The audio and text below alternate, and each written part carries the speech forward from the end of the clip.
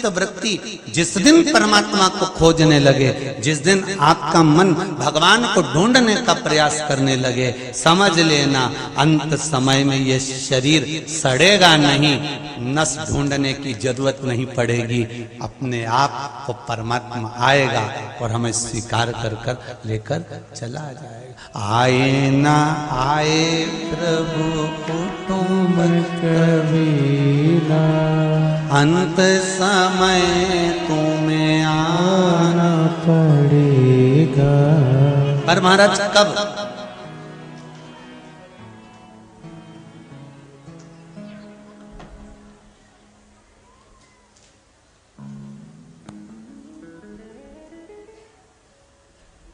कोई जाए ना जाए, अंतिम बिंदु है, अंतिम बिंदु। दो जगह पर किया गया कीर्तन, दो जगह पर लिया गया भगवान का नाम, दो जगह पर किया गया स्मरण, कोटि कोटि पुण्य फल प्रदान करता है। समझ लेना जरा। मंत्रमाला शिव महापुराण की कथा चल रही है। पहला राम घाट पर किया गया पुण्य, राम घाट पर किया गया भजन, दान, स्मरण, मंत्र जाप, नाम जाप, राम घाट पर जो किया जाता है उसका पुण्य कोटि गुना होता है। दूसरा, शमशान में बैठकर जब तक अंतिम संस्कार किसी का चल रहा है और आप उसको छोड़ने के लिए गए हो, उसको छोड़ने के लिए पहुंचे हो और उसका जब तक क्रियाक्रम नहीं हो जाता तब तक अगर आप बैठे हो, उतनी देर में भगवान शिव के नाम का स्मरण घट की जिह्वा से, बाहर की जिह्वा से नहीं, घट की जिह्वा से उस चिता की ओर देखकर करते रहो, उसका भी पुण्य कोटि गुना है, कोटि। राम राम रटते रहो जब तक घट में प्राण, कबहू तो दीन दयाल के भनक पड़ेगी कान। कभी तो उसको सूचना मिलेगी।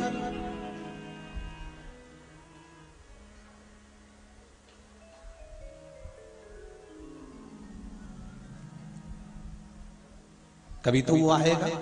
आपकी चित्त वृत्ति में बस आप जिस मंत्र को जप रहे हो, जिस माला को जप रहे हो, जिस माला के स्मरण में आप लगे हुए हो, जिस मंत्र को जपने में आप लगे हुए हो, जिस भगवान की भक्ति में आप लगे हुए हो, उसको ढूंढने का प्रयास करो, उसको पाने का प्रयास करो। कभी कभी शंकर जी के मंदिर में जाकर जरा दिल की बात में एक बात और कह दिया करो, बहुत दिन हो गए भोलेनाथ जी,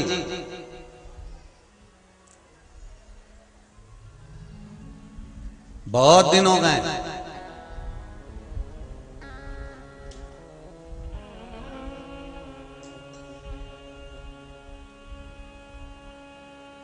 हमारे घर का रास्ता भूल गए हो क्या?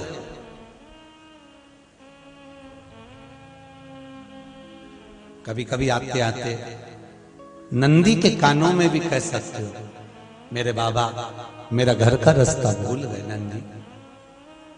ओ वृषभ, ओ नंदी, तो मेरे बाबा से कहे कि बाबा मेरे घर पर आए, बड़ा दुख है मेरे जीवन में, बहुत बहुत तकलीफ, पर लाखों के दुखड़े जो तू हर गया डमरू वाले, मेरे दुखड़ों को और ना कहीं ऐसा वैसा करे, परंतु केवल श्री शिवाय नमस्तुभ्यम, केवल कंकर और शंकर और केवल शिव का नाम। क्या शिव महापुराण इतनी तत्ववान है?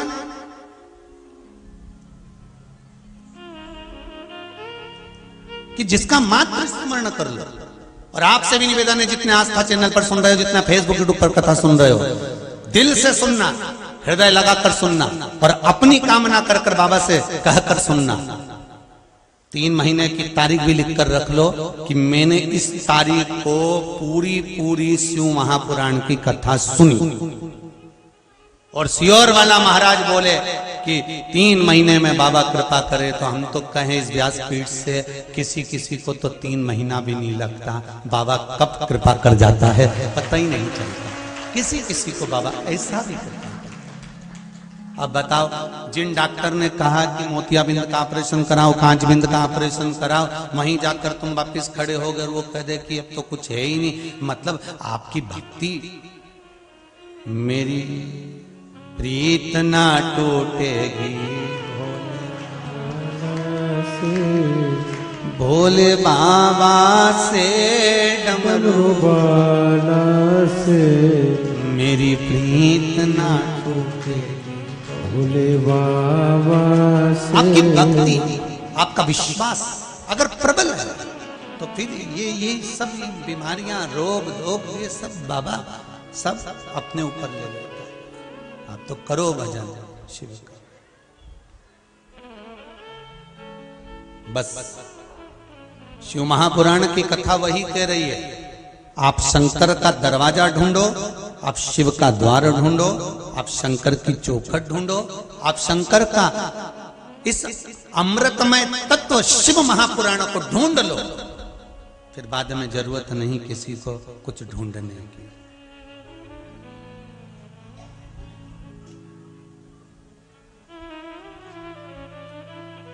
फिर कुछ नहीं ढूंढना। शिव महापुराण की कथा कहती है, अंतिम समय में, अंतिम क्षण में कोई आए चाहे ना आए, मेरा शिव जो हर पल तुम्हारे साथ में है, हर घड़ी हर पल तुम्हारे साथ में है, वो हर पल तुम्हारे साथ रहता है। कोई आए ना आए,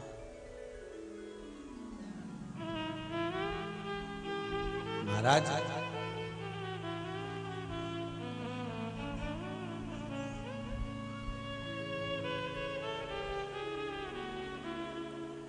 अंतिम समय में जब परिवार वाले भी आग लगाकर चले जाते हैं, तब तुम्हारे पास कोई नहीं रहता, तब एक ही रहता है, वो मेरा ओगढ़दानी, मेरा शिव, मेरा शंकर रहता है। खूब भजन करना, दोनों चीज अच्छे से करो, भजन भी जम के बोलो, हमने तो बोला ही नहीं, फिर भी आपको इतना ज्ञान है, 2 चीज में से एक का ज्ञान तो आप जन्म लेते से ले लेते हो, है? कि बस जैसी माता ने दूध नहीं पिलाया उसने रोना चालू कर, मतलब भोजन का ज्ञान तो पहले से, पर जैसा भोजन का ज्ञान एक पक्षी में होता है, वैसा भोजन का ज्ञान मनुष्य में कभी नहीं आया। पक्षी जब जब दाना चुगता है, अपनी उस शीश को झुकाता है कि तेरा धन्यवाद जो एक दाना दिया, फिर उठाएगा, फिर झुकाएगा, धन्यवाद, फिर उठाएगा, फिर झुकाएगा। पक्षी भगवान को हर दाने को खाते खाते बारंबार धन्यवाद देता है, और इंसान भरपेट खाने के बाद अपने आप को धन्यवाद देता है। वो तो मैं नहीं बैठू, नहीं दुकान तो चले ही नहीं, वो तो मैं चला रहा हूं, मैं संभाल रहा हूं, मैं कर रहा हूं, नहीं तो ये वो है।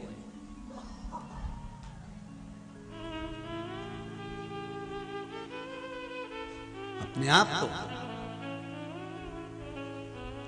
कभी कभी एक प्रश्न अपने भीतर उत्पन्न होता है, आप लोगों के भीतर आता है कि नहीं आता हूं मालूम नहीं, पर भीतर एक प्रश्न आता है कि भगवान के सामने शीश ही क्यों झुकाया जाए?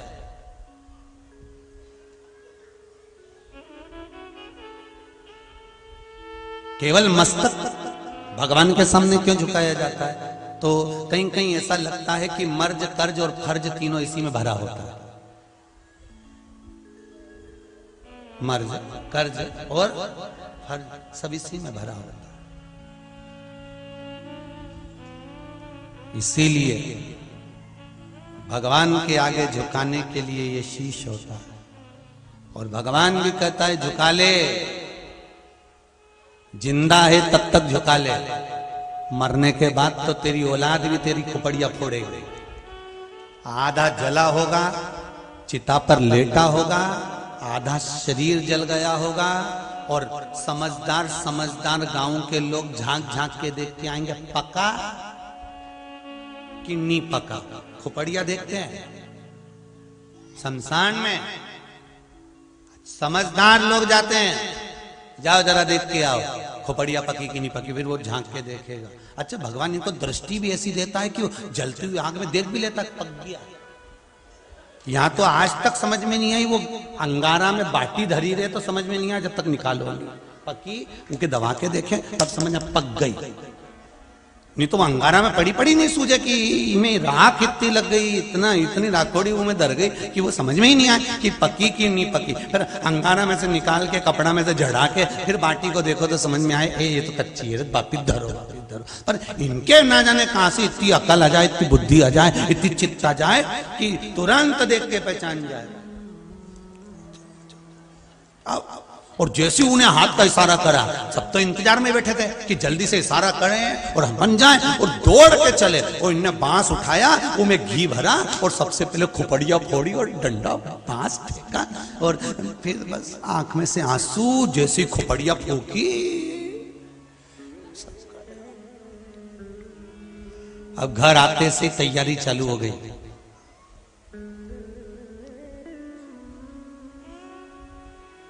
तीसरे के दिन जाना है शमशान। दादाजी को जो जो चीज अच्छी लगती थी वो चीज लिया। पोया किसके यहां से लाया, उसके यहां से क्यों लाया, दादाजी तो वहां का खाते थे। फिर पोया वहां की दुकान से बुलवाया, उधर से मिठाई, उधर से रसगुल्ला, सारा सामान ले गए। जो जो चीज खाता था सब ले गए। कई कई तो हमने देखा है शमशान में, जो तंबाकू खाता था तो उसके लिए तंबाकू भी ले गए। मालूम पड़े कंडा में धूपड़ी में छोड़ दिया, सब धासी पड़ा सब। दादाजी खाते थे तो वो भी छोड़ोगे। अरे कम से कम दादाजी जिंदा थे तब तंबाकू नहीं छोड़ाया, तो मरने के बाद तो छोड़ दो रे। अभी भी तीसरे के दिन लेके पहुंच गए।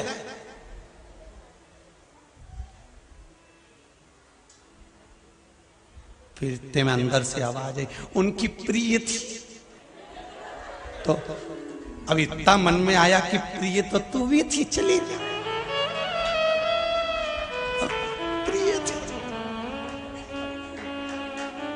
एक प्रिय को यहां छोड़ गए, तंबाकू प्रिय बदल दी। अरे बाबा, अंत समय प्रभु अरे वचन दिया तो निभाना पड़ेगा। आए ना आए प्रभु कुटुंब कबीला, अंत समय प्रभु आना पड़ेगा। भगवान से निवेदन करो, भगवान की भक्ति में जितना रमोगे अंत समय में कोई साथी नहीं होगा महाराज, कोई नहीं। सब कहने के होंगे, अंत में अगर कोई साथ देगा तो वो मेरा शिव, मेरा राम, मेरा कृष्ण, मेरा परमात्मा अंतिम समय में तुम्हारे पास में खड़ा रहेगा और कह देगा कि चिंता मत करना। तो ये चिंता करने की जरूरत नहीं है। ये लोग चिता में रख कर आएंगे तो चिंता मत करना, मैं बैठा हूं।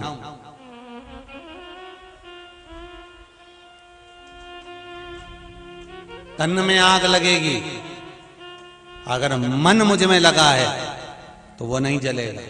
मन मुझ में लगा कर रख, पर भ्रांतियों से दूर, भ्रम से दूर। राम घाट पर भी ब्राह्मण, क्षत्रिय, वैश्य और शूद्र चारों जाते हैं, और शमशान घाट में भी ब्राह्मण, क्षत्रिय, वैश्य और शूद्र चारों जाते हैं। वहां भी जाति नहीं पूछी जाती, शमशान घाट में भी जाति नहीं पूछी जाती।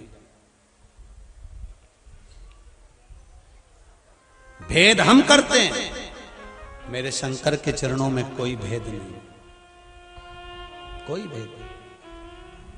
एक भगवान शिव जी का भगत था, बड़ा भगत, भगवान शंकर का बहुत भगत। इतना भक्त भगवान शंकर का कि भगवान शिव की भक्ति में डूबा रहता, पत्तियों को तोड़कर खाता रहता, वृक्षों की पत्तियों को खाता रहता, बस वो कुछ भी नहीं खाता, केवल वृक्ष की पत्तियों को खाना, उसका एक ही काम था, बस वृक्ष की पत्ती खाना।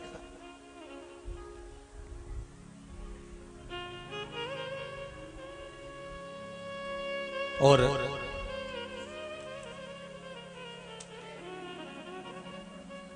वृक्ष की पत्ती पत्ती खाता तो उसका नाम प्रणत रख दिया। अब नाम प्रणत रखा।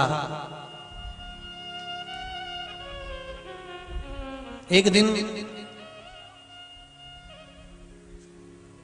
कोई सामग्री लेने के लिए वो आगे बढ़ा और उसके हाथ में चोट लग गई। चोट लग गई, रक्त गिरने लगा, रक्त बहने लगा। जब रक्त भूमि पर गिर रहा था तो रक्त की जगह पहले तो थोड़ा सा रक्त गिरा और रक्त गिरने के बाद में जब उसके हाथ में से गिरना चालू हुआ तो पेड़ की जो पत्ती खाता था उस पत्ती का रस गिरना चालू हो गया। अन्न तो उसने खाया ही नहीं था कई वर्षों तक, केवल पत्ती, पर रक्त की जगह पत्ती का रस जमीन पर गिर रहा था। दो चार लोगों ने देखा कि पत्ती का रस शरीर में से, यहाँ तो रक्त गिरना चाहिए था और यहाँ तो पत्ती का रस गिर रहा है। तो लोगों ने कहा ये तो बड़ा विचारणीय है, बड़ा, और ये शिव भक्त है, शंकर का भक्त है, शंकर का भक्त है, इसलिए ये तो बड़ा आनंदित हो गया। तो लोग अब उसको जब पूछने लगे, उसको जब पूजने लगे तो उसके भीतर अहंकार उत्पन्न हो गया, उसके भीतर अभिमान आ गया। एक बात इस व्यासपीठ से जरूर कहेंगे कि अगर भगवान की आप भक्ति करते हो, भगवान का भजन करते हो, भक्ति करते हो, स्मरण करते हो, चाहे आप राम जी की भक्ति कर रहे हो, कृष्ण जी की भक्ति कर रहे हो, माता रानी की भक्ति कर रहे हो, या शंकर जी की भक्ति कर रहे हो, या आप किसी भी देवी देवता की भक्ति कर रहे हो, और वो देवी देवता की भक्ति करते करते करते करते आप भगवान से इतने जुड़ जाओगे, इतने जुड़ जाओगे कि हो सकता है कि आपके वचन सत्य होने लगेंगे। जब आपके वचन सत्य होने लगेंगे तब कई लोगों के अगर वचन सत्य होते चले जाएं तो आपके भीतर वो अभिमान प्रकट नहीं होना चाहिए। अगर अभिमान आ गया तो आपका फिर वो करा हुआ सारा सत्कर्म बेकार है। वो अभिमान ना है। प्रणत, उस प्रणत के भीतर अभिमान समाहित हो गया, और प्रणत के भीतर जब अभिमान आया, भगवान शंकर ने देखा कि मेरा भक्त है और ये अभिमान में डूब गया है, अहंकार में डूब गया है। अभी कथा में कहा था गिलास में अगर चाय है धक्का लगेगा, झलकेगी, उसी तरह अहंकार झलकने लगा। अभिमान जब झलकने लगा, अभिमान जब दिखने लगा, तब अभिमान जब झलका तो शिव को लगा कि मेरा अच्छा भगत ये अभिमान में पड़कर नष्ट हो जाएगा। तब शिव ने उस